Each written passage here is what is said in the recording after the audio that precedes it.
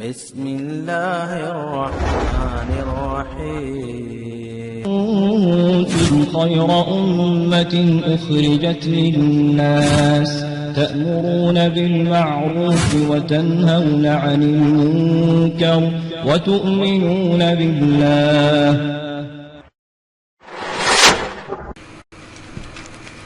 کسی نے ایک سوال کیا، ہم نے ایسے سنا ہے کہ عورتوں نے کھڑے ہو کر شاور سے غسل نہیں کرنا چاہیے. دیکھیے اس کی کوئی ممانعت تو ثابت نہیں ہے، اور میں سمجھتا ہوں جہاں شاور ہوگا تو وہاں حمام یقیناً بند والا ہی ہوگا.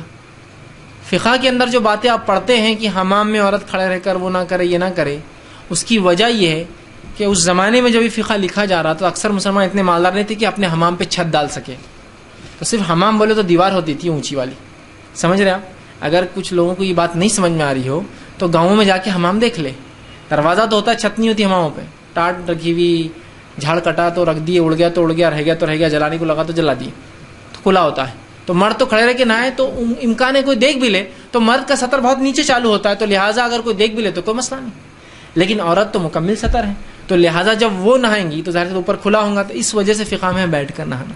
لیکن جب آپ شاور میں نہا رہے ہیں تو میں سمجھتا ہوں شاور بولے تو ایک ایسے حمام میں جو پیک ہے ہر طرف سے، کوئی نظروں کا اندیشہ نہیں، کوئی کھلا حمام نہیں، الحمدللہ اس میں کوئی مسئلہ نہیں.